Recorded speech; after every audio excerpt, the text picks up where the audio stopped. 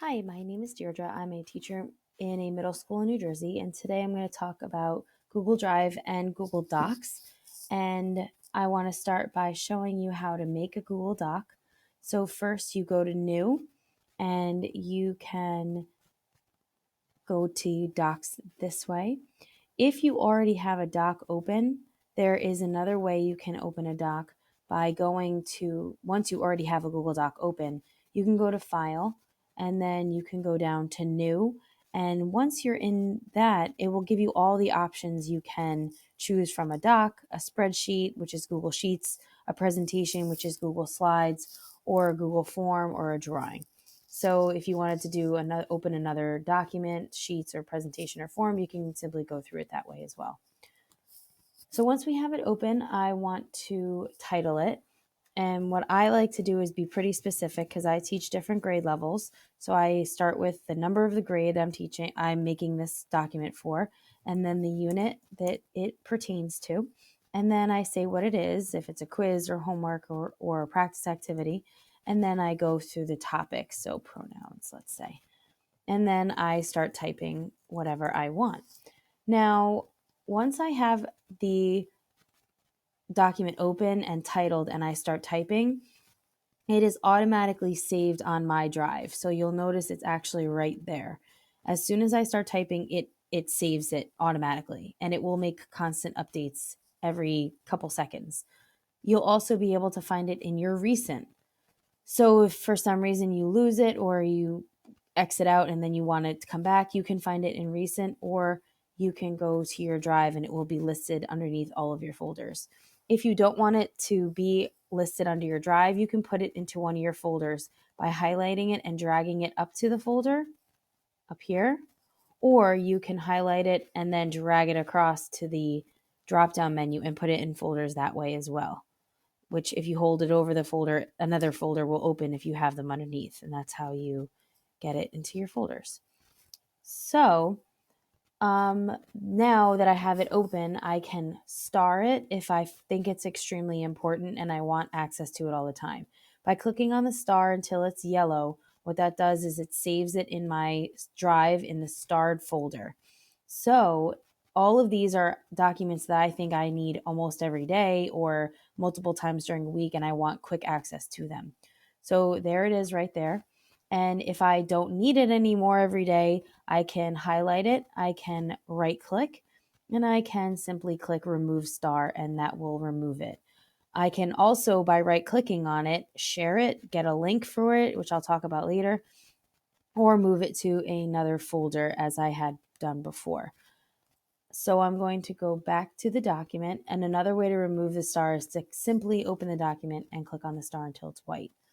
I can also save it to a folder directly from the document by clicking on the folder icon, and it is telling me that it's already saved in a folder since I dropped it into the department emails folder already. So once I am on there, now I'm going to show you some features of Google Docs that make it a little bit different and more interactive than Word documents. So I can comment on anything on this doc. Once I start typing, I can now highlight a word or a paragraph or a section, and I can choose comments. And I can say anything I want about that thing I highlighted. So I can then click comment and it highlights it and it stays right next to it. I can then reply to myself if I want to, and I can click reply and then it stays there. If I don't want to see it anymore or I think I fixed it, so I know I fixed it, you click resolve and then it goes back up into the comments. Once you click comments again, you can always go back and see what other comments have already been made. This is like a live feed that will document all the comments that have been made. You can also share a Google Doc.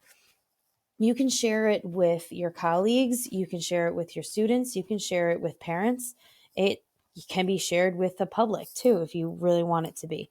And here's how you would do this.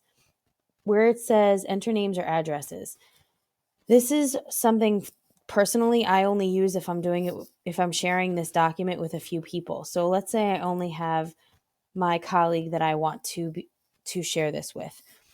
I can now, once I put her name in, I can now choose can edit, can comment, or can view. These are the different choices that I have to allow my colleague to be able to do. If I put her name there and I choose one of these, she can either edit it, which means she can change it and add things to it with me, or if I choose can comment, that means she would only be allowed to click the comment button and write comments on the side as I was doing before. If I click can view, that means she can only see it. She cannot change it or edit it, and she cannot comment about it. She can only see it. And then you can add a note so that the person who's you're sharing this with knows what it's referring to. They will get an email if this is clicked off. Another way you can share it is by clicking get shareable link, and that allows you to choose.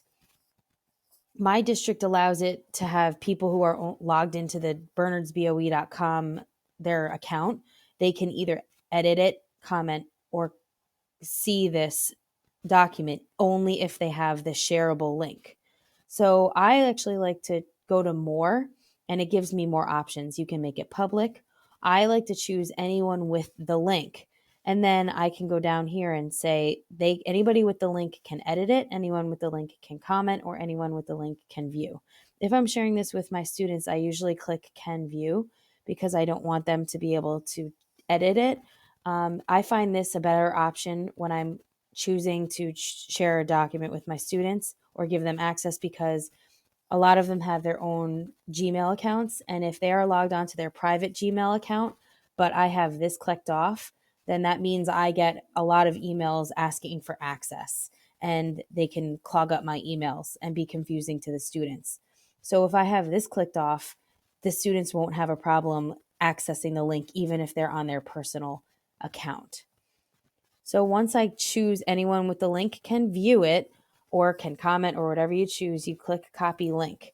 And now this link is like copy and pasted. So now I can click send or cancel, and I can go to my website and I can paste that link somewhere by simply pasting it. And now whoever sees this link, whoever has this link can copy and paste it. I can even make it live by clicking Control K, and now this is a live link. And if I open it, this same exact document would open. So students would be able to access it, or parents, or whoever you want to give access to.